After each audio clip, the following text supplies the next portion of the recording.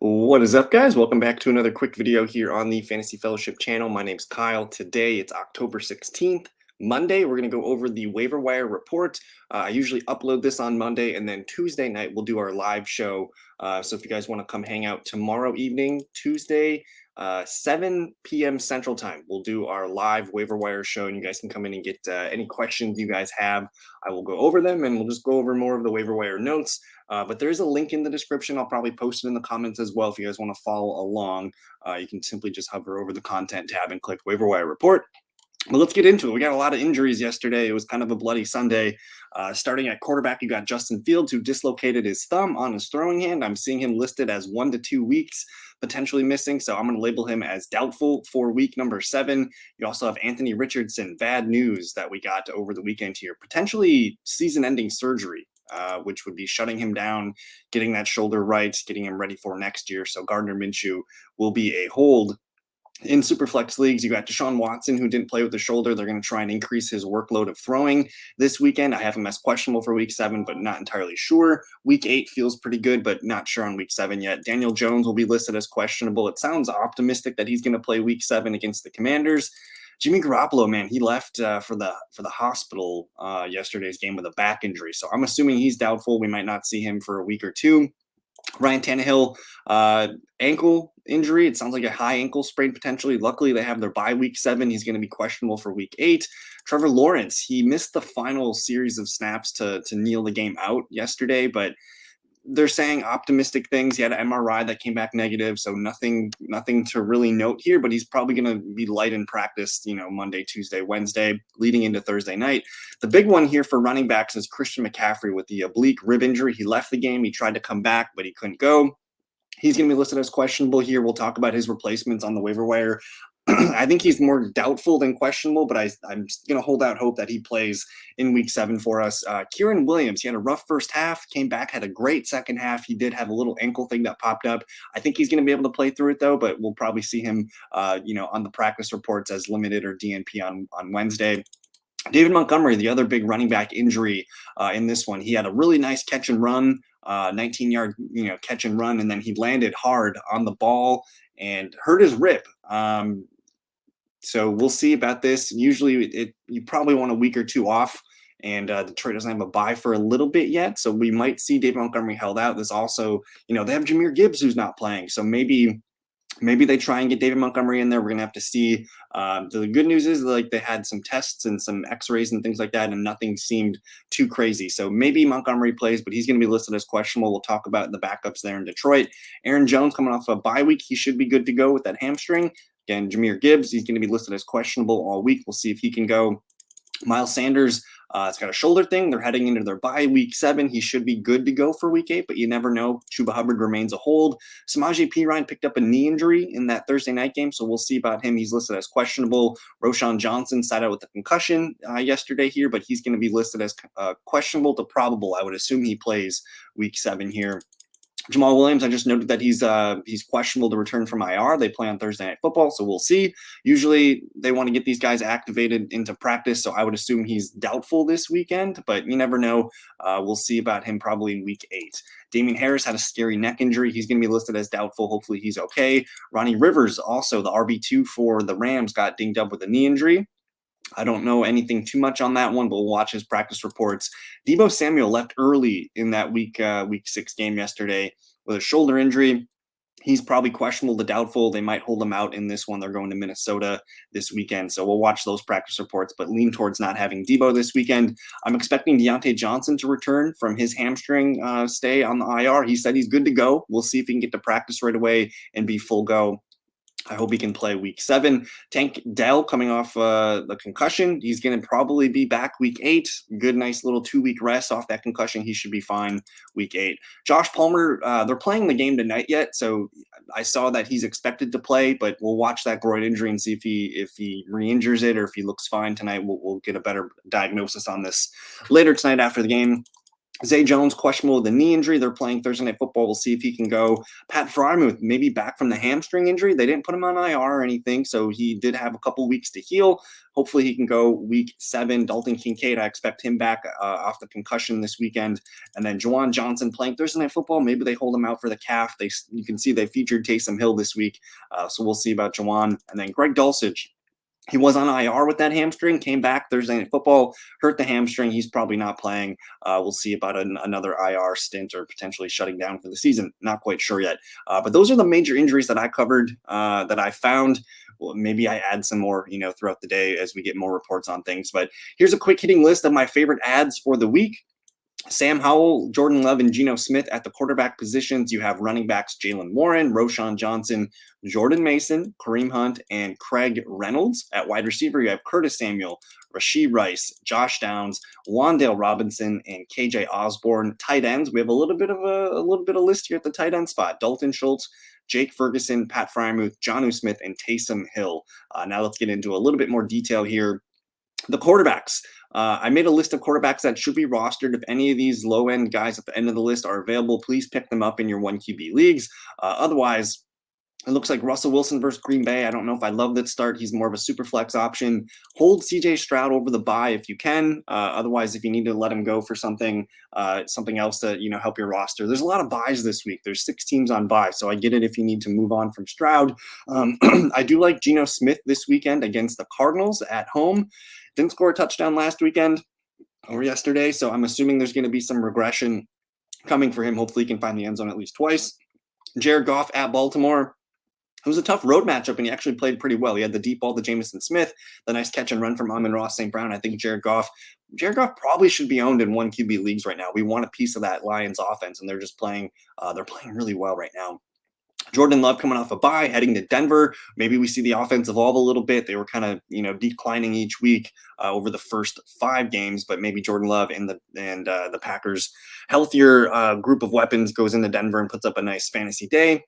Matthew Stafford at home against Pittsburgh. It's a tough matchup versus Pittsburgh, but you can take advantage of their secondary. We'll see about Daniel Jones coming back against Washington. It's not a bad play. He's more of a super flex play. Same with Josh Dobbs, super flex play. Baker Mayfield, a good super flex play. We just saw Sam Howell throw 3 touchdowns against this Falcons defense, so maybe Tampa Bay offense kind of comes around against Atlanta here. Otherwise, my streamer of the week is going to be Sam Howell. He's been a top 12 quarterback, I think, in 5 out of 6 weeks so far. So he's playing really well with the cast of weapons there. And they're going to New York Giants. It's not a bad matchup. So I like Howell quite a bit. Otherwise, we'll just kind of note some of these guys here. These are more super flex type plays. And then down here at the bottom, Gardner Minshew needs to be owned in super flex. So make sure he's not hanging around. Brian Hoyer might be starting for Jimmy Garoppolo this week. He's a super flex play only. And then Tyson Bagent for Justin Fields might be a super flex play only. We'll see how it goes. Again, I'm expecting Fields to be out a week or 2, and same with Garoppolo. We need more information on Jimmy Garoppolo. That one's a little bit more serious than the Fields dislocated thumb. Some deep super flex stashes for you. Aaron Rodgers, I saw him throwing on the pregame. He looked okay, so he might be coming back sooner than we expect. Kyler Murray needs to be scooped up as well. And then just some deep stashes for you guys. Maybe PJ Walker gets another start. With Ryan Tannehill potentially injured, maybe Will Levis, maybe Malik Willis gets the start. Not quite sure there, but some super flex stashes for you guys. Moving on to running backs here, Cam Akers at the top of the list, 65.8%. Didn't get he finally he was increasing his workload the first 2 games, and then he went down in week 3 here. So he's not an essential pickup right now. He's still a stash hold in deeper leagues. AJ Dillon coming off a bye week. Maybe we see him continue to roll that success over from the Raiders game. But man, Jalen Warren, I don't know why he's only 63.6% owned. He needs to be rostered. So I know that's, in a 10-man league, he might be out there, probably not in your 12-man leagues, but I just want to make sure if Jalen Warren's out there, please get him. Algier, just a stash play. Mari DiMercato. DiMercato's interesting because he actually led the team in snaps. He was the 3rd down back. He was the passing down back. Just didn't equate to any fantasy points here because Damian Williams came in and took some of his carries. So maybe still a hold on DiMercato. Still hold Gus Edwards. He's still in the 50-50 split with Justice Hill. Jeff Wilson Jr. I expect him to be back this weekend. And with the injury to Chris Brooks, injury to Devon A-Chain. Jeff Wilson could potentially step into that RB2 role, but he's going to have to compete with Salvin Ahmed there for RB2 duties, but he should be picked up. Julian McLaughlin, I noted the Samaje Perine injury at the beginning of the show, but maybe McLaughlin takes a little bit more work this week. He can be a low-end RB2 flex play against the Packers. Gibson, still not getting a lot of work. He did catch the touchdown to save the day. He's still a hold in PPR formats. McKinnon, still a hold in PPR formats. Chuba Hubbard, I think he's been the better back over Miles Sanders for the first 5 or 6 games. He needs to be stashed through the bye week. The ad of the week is probably Roschon Johnson, because I think he's going to get the next 3 games to be the lead back here. You can see they didn't really like Deonta Foreman. They kind of used a lot of Darrington Evans as the RB2 as well. So with Roschon coming back from concussion, I expect him to be the lead back this weekend against the Raiders. It's a good matchup. He's startable in this game, assuming he returns. You can maybe add Jamal Williams, but I don't think it's a great ad. Ezekiel Elliott actually looked good. We saw Ramondre leave the game, come back, and he did score a touchdown. But Ezekiel Elliott continues to get a decent amount of work there. He's a low-end RB2 flex play in deeper leagues. Tajay Spears continues to look good. He's a stash play in PPR. Charbonnet's a stash play. I think Justice Hill should be added as well. I don't know why he's so much lower than Gus Edwards. He's the passing down back, and they do like him at the goal line too. So Hill's still a low-end RB2 flex play.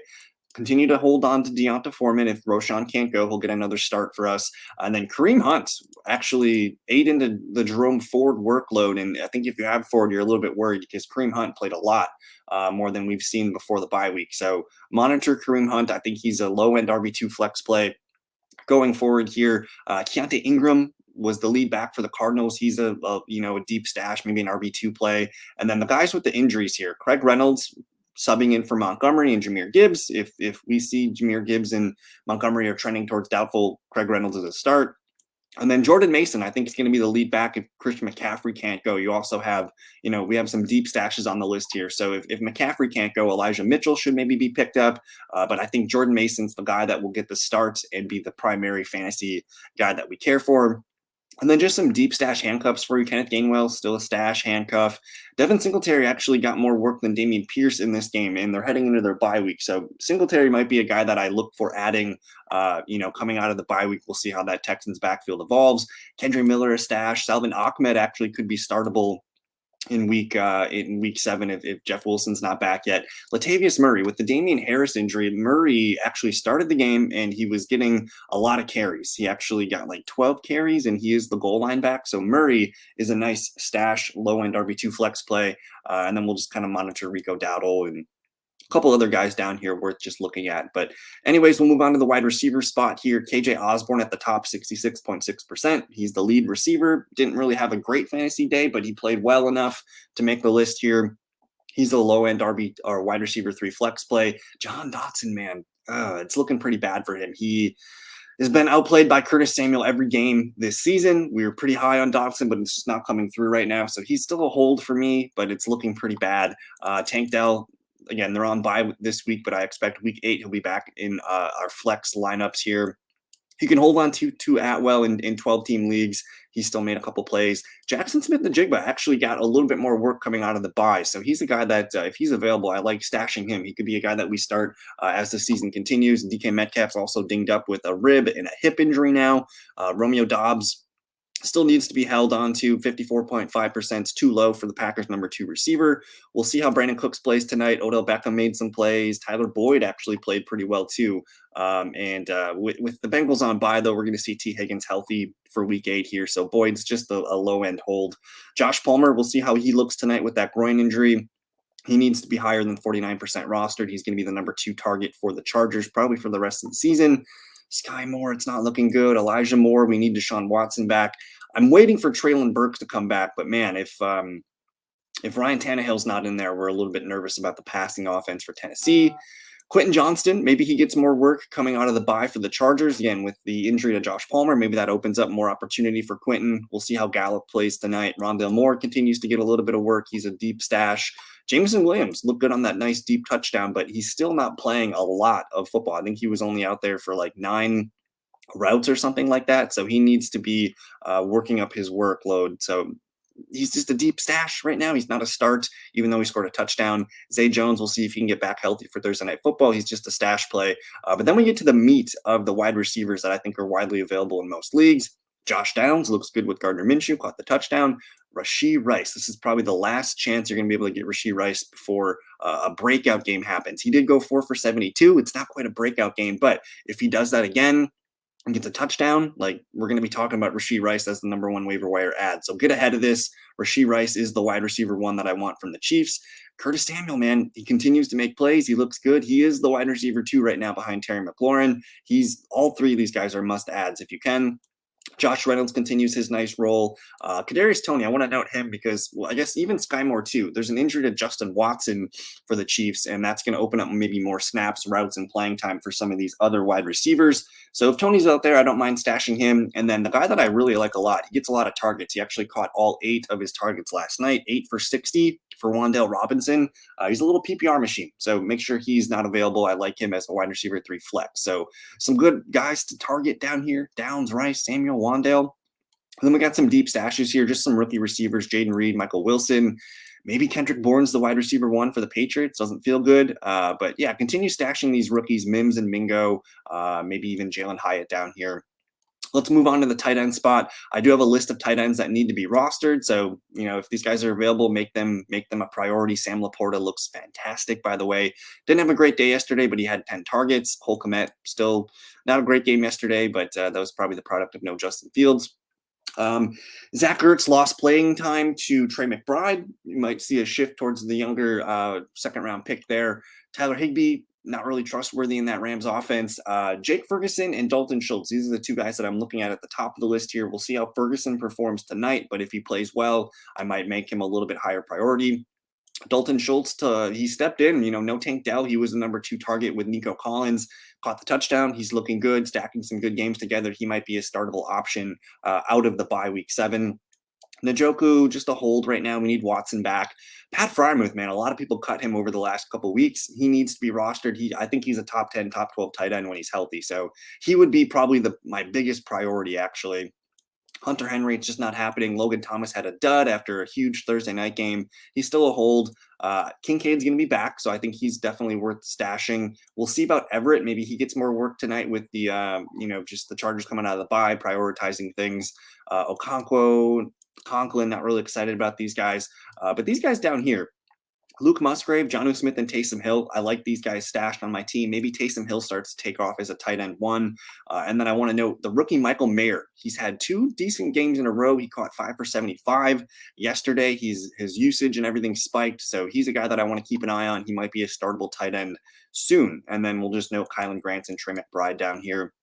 And then for defenses, I note that these defenses should be rostered. These are some of the higher owned defenses right now. Obviously, the play of the week is Buffalo at New England, but Cleveland, they have they're like 60-some% owned in ESPN. They would be my smash play of the week if you can get them going up against Indianapolis. Otherwise, lower owned defenses here. The Packers getting healthy, coming off a bye at Denver. Maybe the Raiders against Chicago if there's no Justin Fields. These are the 2 of the teams that I'm looking at here.